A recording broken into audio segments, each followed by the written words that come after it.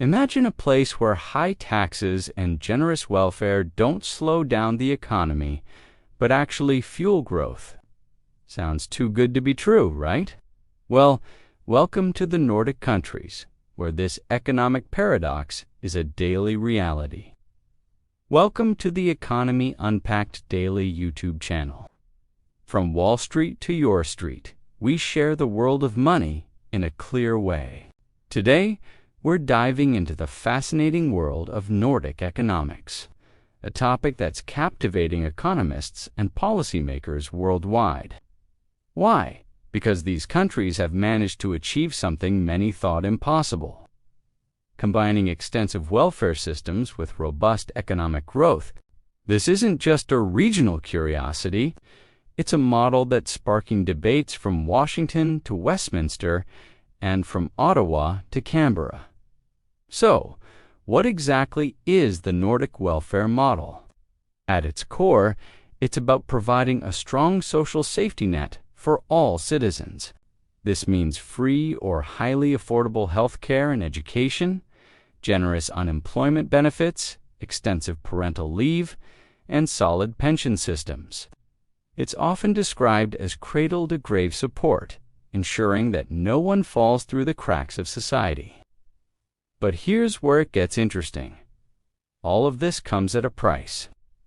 Nordic countries have some of the highest tax rates in the world.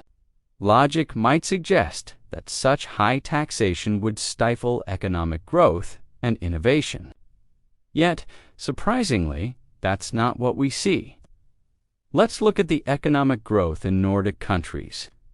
These nations consistently rank among the world's most competitive economies, with impressive GDP per capita figures. They boast high employment rates and strong labor participation. Perhaps most surprisingly, they're global innovation leaders, often topping lists for technological advancement and startup ecosystems.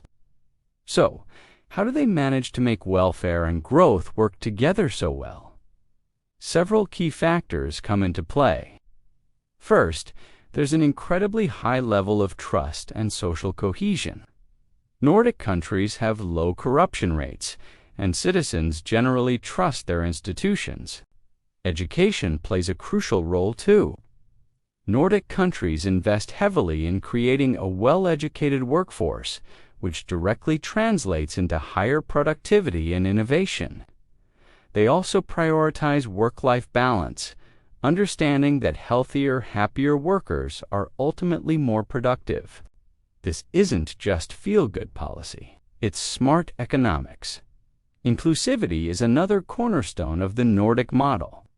These countries have made significant strides in gender equality and broad societal participation.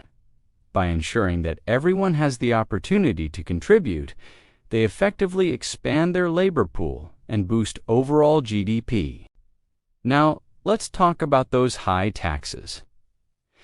Yes, they're steep, but they're also progressive, meaning the burden is distributed based on ability to pay.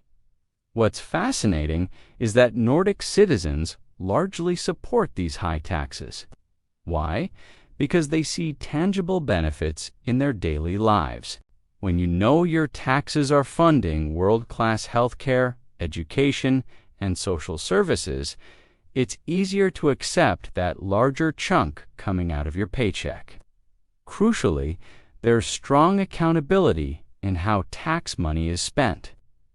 Nordic governments are generally transparent and efficient, which prevents corruption and maintains citizen trust in the system. It's a virtuous cycle. Trust enables high taxation, which funds excellent services, which in turn reinforces trust.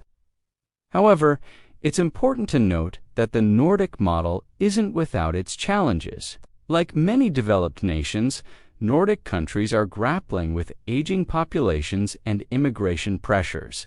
They're constantly working to balance economic competitiveness with sustainability goals. And there's always the risk of overdependence on global trade, which can make these small, open economies vulnerable to international economic shocks. So, What lessons can the rest of the world learn from the Nordic experience? Well, it's not as simple as copying and pasting policies. What works in Stockholm might not work in Sydney or San Francisco. The success of the Nordic model is deeply rooted in cultural factors like trust, social cohesion, and a long-term perspective on investing in people. That said, there are certainly insights that other countries can consider. The importance of education and skills development in driving economic growth is a universal lesson. So too is the value of inclusive policies that enable broader economic participation. The Nordic approach to work-life balance offers food for thought for nations struggling with burnout and low productivity. Perhaps the most important takeaway is that welfare and economic growth aren't necessarily at odds. With the right policies, institutions, and cultural foundations, it's possible to create a society that's both economically dynamic and socially supportive. In conclusion, the Nordic countries offer a compelling case study in how welfare and growth can go hand in hand. They've shown that it's possible to have a strong social safety net without sacrificing economic competitiveness. In fact, their experience suggests that these goals can be mutually reinforcing. This brings us to an important question. Could aspects of this model work in countries like the United States, Canada, the United Kingdom, or Australia? It's a complex issue, and we'd love to hear your thoughts. Do you think elements of the Nordic approach could be successfully adapted in your country? What challenges do you foresee? We've only scratched the surface of this fascinating topic today. If you found this video informative, please hit that like button and subscribe to our channel for more global economic insights. And don't forget to share your thoughts in the comments below. Your perspective adds value to this ongoing conversation about the future of our economies and societies. Until next time, this is Economy Unpacked Daily, helping you make sense of the world's financial puzzles.